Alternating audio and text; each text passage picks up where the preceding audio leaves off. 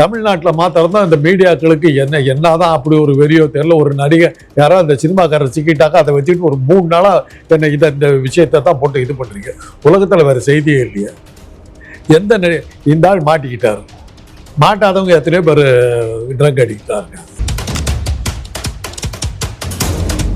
தமிழ்நாட்டில் இருக்கிற நடிகர் நடிகைகள் அரசியல்வாதிகள் எல்லாரும் வந்து போதைப் பொருளுக்கு அடிமையானவர்கள் விற்பவர்கள் சொல்ல வர்றீங்க. அதான் நீங்க சொல்ல வர்றீங்க. அதுக்கு நான் தயாரா இல்லை. அது எனக்கு தெரியாது. இப்ப நீங்க அதுக்கு ஆதாரம் வச்சிருக்கீங்களா?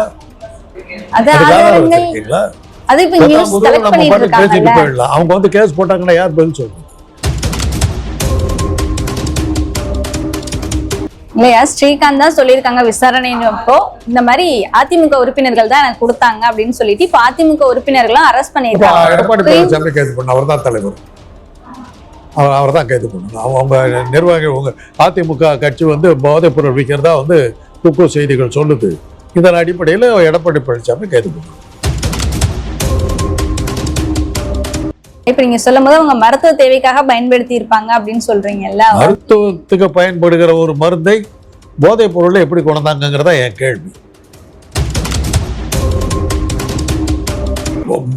புளிச்ச மோரை நீங்க அதிகமா குடிச்சிங்கன்னா போதை வரும், தடை செஞ்சிருவீங்களா? எவ்வளவோ அதெல்லாம் முடியாதுமா. இதெல்லாம் வந்து உங்களுக்கு டிஆர்பிக்கு வேணா யூஸ் பண்ணிக்கலாம். இந்த தம்ப்நெயில்ல போடுவீங்களா, உங்க இஷ்டத்துக்கு போடுவீங்களா, அதெல்லாம் போட்டு வேணா ஏற்றிக்கலாம். எவ்வளோ இது யார் வந்து குடிக்க சொல்லி, எந்த மதமாவது சொல்லுதா குடிக்க சொல்லி? எனக்கு தெரிஞ்ச சனாதன மதம் ஒன்று தான் குடிக்கிறது தப்பு இல்லைன்னு சொல்கிற ஒரே மதம். அது தெரியுமா உங்களுக்கு?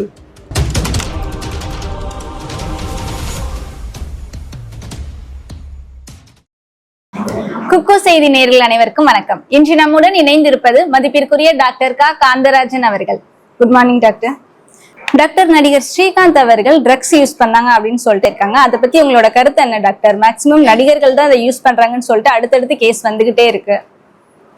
என் கேள்வி என்னன்னா, ஒரு நடிகருங்கிறதுக்காக கைது பண்ணாங்களா இல்ல ட்ரக் இது பண்ணதுக்காக கைது பண்ணாங்களா? எதுக்காக கைது பண்ணாங்க? அது முதல்ல ட்ரக் யூஸ் பண்ணாங்கன்னா ட்ரக் யூஸ் பண்ணா நீங்க யூஸ் பண்ணாலும் கைது பண்ணுவாங்க, நான் யூஸ் பண்ணாலும் கைது பண்ணுவாங்க. ஆமா, அவர் நடிகரா இருக்கிறதுனால ஒரு பாவம் அது செய்தியா வந்துருக்குது.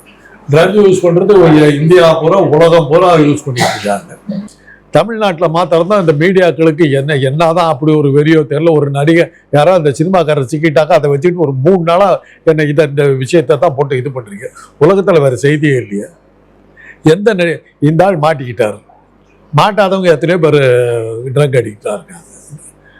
நடிகர்களுக்கு நடிகர்கள் மாத்திரம் இல்லாமல் கல்லூரி மாணவர்கள் இருக்காங்க, டாக்டர்ஸ் இருக்கிறாங்க, என்ஜினியர்ஸ் இருக்கிறாங்க, யார் பல தொழில்களில் இருக்கிற பல பெரிய இடத்து பசங்கள்லாம் இருக்கிறாங்க, பெரிய தொழிலதிபர்கள் இருக்காங்க. ட்ரக் அடிக்ஷனில் மாட்டாதவங்களே கிடையாது. இந்த ஒரு நடிகரை பிடிச்சிட்டு ஏன் 3 நாளாக விடாம கேட்டுக்கிட்டு இருக்கேன், எனக்கு புரியல. இந்த நடிகர் மட்டும் இல்ல, திமுகவோட நிர்வாகிகள் 2 பேர் மாட்டியிருக்காங்க. அது மட்டும் இல்லாம எக்ஸ்-எம்எல்ஏ நம்ம எடப்பாடி இருக்காருல்ல, அவரோட பையன் மிதுன் அவர்களும் இதுல சம்பந்தப்பட்டிருக்கிறதா செய்திகள் வெளியாயிருக்கு. அப்போ அரசியல்வாதிகள் தானே இதுல எடுத்துக்கணுமா? இந்த ட்ரக்ல ஈடுபட்டிருக்கவங்க சில பேர் அரசியல்வாதிகளாகவும் இருக்காங்க, அவ்வளோதான். அது நீங்க சொல்றதை வச்சு பார்த்தாங்க அரசியல்வாதிகள்லாம் ட்ரக் விற்கிறவங்கிற மாதிரி இருக்குது.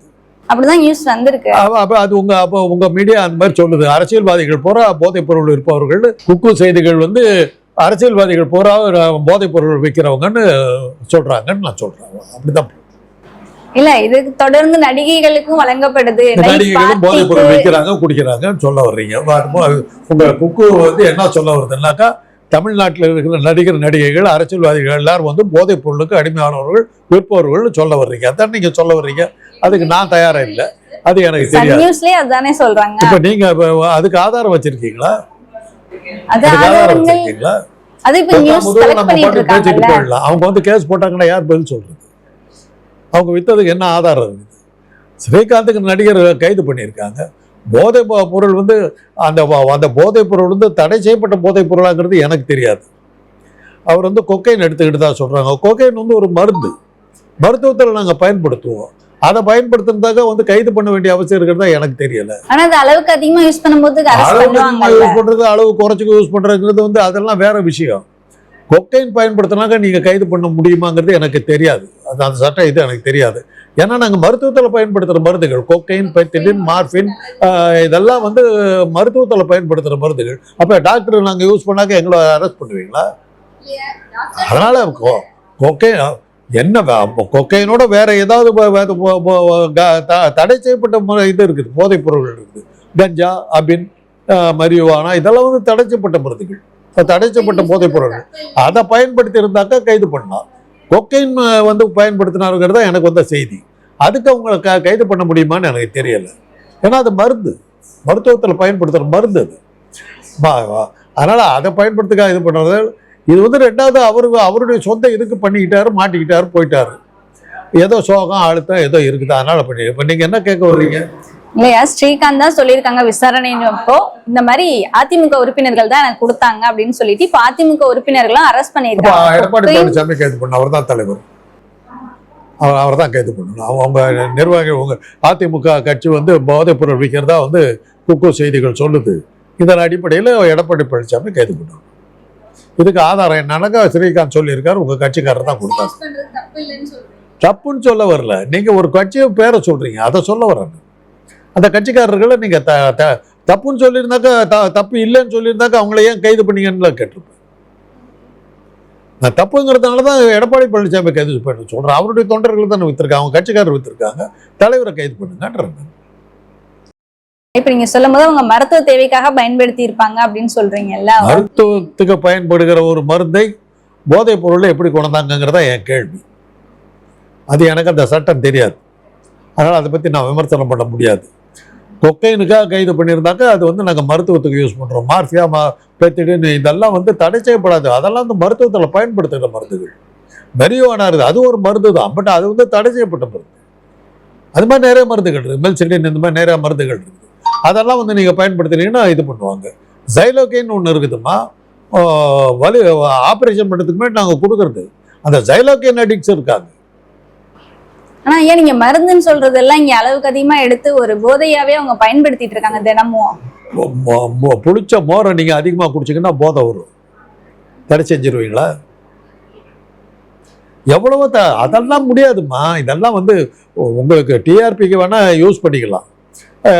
இந்த தம்ப்நெயில்ல போடுவீங்களா, உங்க இஷ்டத்துக்கு போடுவீங்களா, அதெல்லாம் போட்டு வேணா ஏற்றிக்கலாம். ஜைலோகைன் வந்து ஆப்ரேஷனுக்கு முன்னாடி நாங்கள் கொடுப்போம். அதை கூட போதையா யூஸ் பண்றவங்க இருக்காங்க. எதை வேணாலும் போதையா யூஸ் பண்ணுவாங்க. நமக்கு சிலதெல்லாம் நீங்க கேட்டீங்கன்னாக்கா இதெல்லாம் கூட ஒரு போதைப் பொருளா அப்படிங்கிறதெல்லாம் நமக்கு ஆச்சரியம். இப்போ டீ குடிக்கிறோம், காஃபி குடிக்கிறோமா, அது கொஞ்சம் போதை கொடுக்கறது தான். இன்னைக்கு நம்ம எல்லாருமே தென்னாட்டை பொறுத்தவரை நம்ம எல்லாருமே காஃபிக்கு அடிக்டாக இருக்கோம். காஃபி ஒரு வகையான போதை தான். அதையே நம்ம தடை செய்யலைன்னா உடம்ப பெருசாக கெடுக்கிறது இல்லை. இன்னும் சொல்ல போனால் அரசாங்கமே விற்கிது. உலகத்துக்கு காஃபி சப்ளை பண்ணுறது பிரேசிலோட போட்டி போடுற நாடு வந்து இந்தியா. பிரேசில் தான் நம்பர் 1 காஃபிக்கு, பிரேசிலியன் காஃபி. அதுக்கு அடுத்தது இந்தியா. இன்னும் சொல்ல போனால் தென்னாடு தமிழ்நாடு காஃபிக்கு இது பிரபலம் வந்து தமிழ்நாடு. டீ தான் மற்ற ஊரெல்லாம், அஸ்ஸாமெல்லாம் டீ. காஃபின்னு எடுத்திங்கன்னா தென்னாடு தான், கூர்க்கு இதெல்லாம் தான். அது ஒரு வகையான போதைப் பொருள் தான். இதெல்லாம் வந்து நீங்கள் கேட்டதுக்கு இதாக சொல்கிறேன்.